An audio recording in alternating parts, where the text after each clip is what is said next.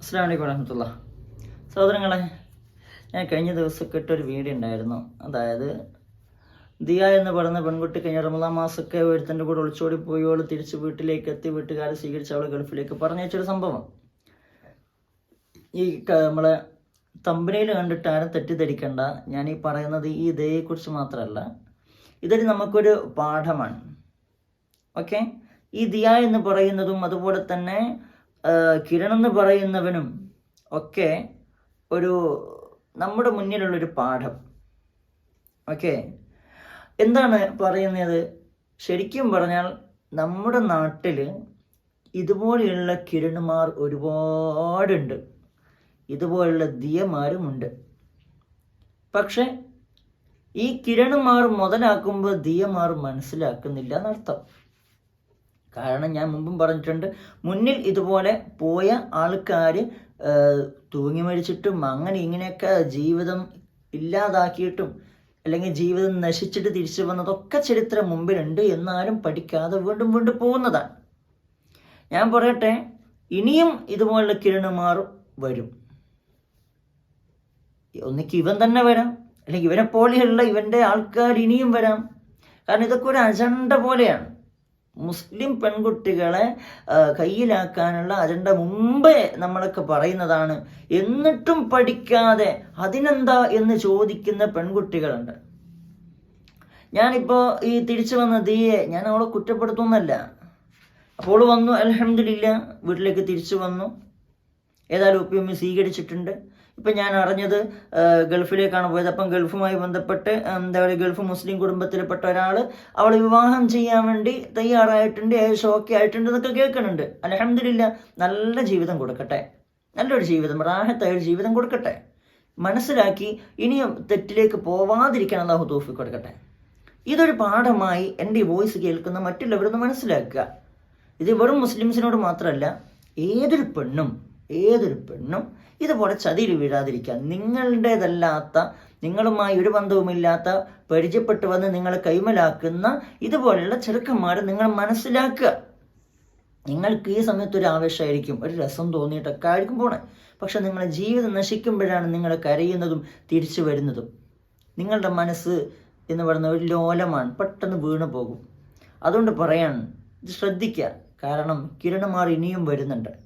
അവർ നിങ്ങളുടേക്ക് എത്തും, നിങ്ങളുടെ അരികിലേക്ക് എത്തും. ഇപ്പോഴും ഒരുപാട് പെൺകുട്ടികൾ ഇതുപോലെയുള്ള ആൾക്കാരുമായി നല്ല ബന്ധമാണ്. അപ്പോൾ അവർ പറയും, നമ്മൾ തമ്മിൽ ഒരു പ്രശ്നമില്ല, നമുക്ക് സന്തോഷത്തിൽ തന്നെയാണ് പോകുന്നത്. ഇവളും പറഞ്ഞിട്ടുണ്ട്, നമ്മൾ ഭയങ്കര ഹാപ്പിയാണ്, നമ്മൾ മറ്റുള്ളവർ അടങ്ങാറാക്കണം എന്നൊക്കെ ലൈവിലടക്കം വന്ന് പറഞ്ഞിട്ടുണ്ട്. പക്ഷെ അതൊക്കെ കഴിഞ്ഞ് കുറച്ചപ്പെടുത്തുമ്പോൾ നിങ്ങളുടെ ജീവിതം നശിക്കും, ഉറപ്പാണ്. നശിക്കട്ടെ എന്ന് പറയില്ല, നശിക്കും. കാരണം ഇവർ നശിപ്പിക്കും. അതുകൊണ്ട് പറയാം, അവർ കാത് കൊടുത്ത് ഇങ്ങനെ കണ്ണും തുറപ്പിച്ച് നോക്കി ഇനി ഏതാണ്, അടുത്തതാരാണ്, അടുത്തത് ഏത് ദിയാണ്. ദിയ എന്ന് പറഞ്ഞാൽ ഒരു സാങ്കല്പികം മാത്രമാണ് കേട്ടോ. കിരണും ഒരു സാങ്കല്പികമാണ്. എന്നുവെച്ചാൽ കഴിഞ്ഞത് മാത്രമല്ല, അതുപോലെയുള്ള മറ്റുള്ളവരും വരും. അപ്പം നിങ്ങൾ തല വെച്ച് കൊടുക്കരുത്. നിങ്ങളെ പോറ്റി വളർത്തുന്ന, നിങ്ങളെ എപ്പോഴും നമുക്ക് കിട്ടണം, നമ്മുടെ പൊന്നു മക്കളാക്കണം എന്ന് കരുതുന്ന നിങ്ങളുടെ അച്ഛൻ, അമ്മ, ഉമ്മ, ഉപ്പ, അവർക്കൊരു ആഗ്രഹമുണ്ട്. അവരല്ലേ നിങ്ങളെ വലുതാക്കി. ഈ കാണുന്ന ഇപ്പം കണ്ട ഇവനാണോ? നിങ്ങൾ ചിന്തിച്ചൊക്കെ, ഇവനാണോ നിങ്ങളെ വളർത്തുന്നത്? ഇവനാണോ നിന്നെ പഠിപ്പിച്ചത്? അല്ലല്ലോ. എല്ലാം തന്നത് നിന്റെ മാതാപിതാക്കളാണ്. ആ മാതാപിതാക്കളെ ചാടിയിട്ട് നിനക്കിപ്പോഴത്തിനോട് സ്നേഹം കിട്ടിപ്പോയി ഓനെല്ലാം തരുമെന്ന് വെച്ച് കഴിഞ്ഞ് പോകുമ്പോൾ അവിടെയാണ് പിഴവ്. നിങ്ങൾ മനസ്സിലാക്കണം. എന്ത്?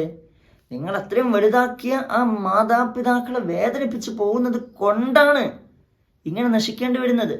മനസ്സിലായില്ലേ? അല്ലെങ്കിൽ ഇത്ര വലിയ പ്രയാസമൊന്നും ഉണ്ടാവില്ല.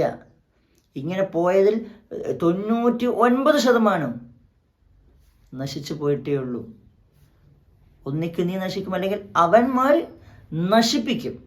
ഒരു സംശയം വേണ്ട. അവർക്ക് നീ അല്ലെങ്കിൽ നീ പോയാൽ അടുത്തത്, അവിടെ പോയ പിന്നെ അടുത്തത്. അവരിങ്ങനെ പല സ്ഥലങ്ങളിലും വീശിക്കൊണ്ടിരിക്കും. ആ വലയുടെ കണ്ണികളിൽ കുടുങ്ങിപ്പോകുന്നവരാണ് നിങ്ങൾ എന്ന് നന്നായി മനസ്സിലാക്കുക. അതൊരു മുസ്ലിം പെണ്ണിനോട് മാത്രമല്ല, ഏത് മതത്തിൽപ്പെട്ട പെൺകുട്ടികളോടും പറയാൻ. അത് നിങ്ങളുടെ മതത്തിൽപ്പെട്ട ചെറുക്കന്മാർ വന്നാലും ശരി, മറ്റു മതത്തിലുള്ള ആൾക്കാർ വന്നാലും ശരി, നിങ്ങൾ വീഴല്ലേ, അതിൽ പെട്ടുപോലെ നിങ്ങൾ മുതലാക്കുക എന്ന ലക്ഷ്യം മാത്രമേ ഉള്ളൂ. നിങ്ങൾ ചിലപ്പം പറയും നമ്മൾ അത്രയും സ്നേഹിക്കുന്നുണ്ട്, നമ്മൾ അങ്ങനെയൊന്നുമല്ല, ആ മുതലാക്കണമെന്നല്ല, ഇവൻ ഭയങ്കര സ്നേഹമാണ്. എല്ലാവരും സ്നേഹം തന്നെ കാണിക്കുക, അല്ലാതെ ദേഷ്യം പിടിച്ചിട്ടൊന്നുമില്ല. അതിൽ നിങ്ങൾ വീണ് എന്ന് ഉറപ്പാകുമ്പോഴാണ് ഇനി നിങ്ങൾക്ക് ഓനെ വിട്ട് പിരിയാൻ പറ്റാത്തൊരവസ്ഥ വരും. അപ്പോഴാണ് മുതലാക്കാൻ ശ്രമിക്കല്. ആ സമയം മുതലാണ് നിങ്ങൾ മുതലാക്കുക. അതുവരെ സ്നേഹം നടിച്ച് നിങ്ങളെല്ലാം നൽകുമ്പോൾ നിങ്ങളറിയാതെ അവർ വീഡിയോസും മറ്റുമൊക്കെ എടുക്കും. പിന്നെ നിങ്ങളെ റാഗിങ് ചെയ്യും. മനസ്സിലായില്ലേ? പിന്നെ നിങ്ങൾ കരഞ്ഞിട്ടോ ഒന്നും ചെയ്തിട്ട് കാര്യമില്ല. അതിൽ സൂക്ഷിക്കുക. ഇപ്പം സൂക്ഷിക്കേണ്ട സമയത്ത് സൂക്ഷിക്കുക, അല്ലെങ്കിൽ നഷ്ടപ്പെട്ടു പോകും.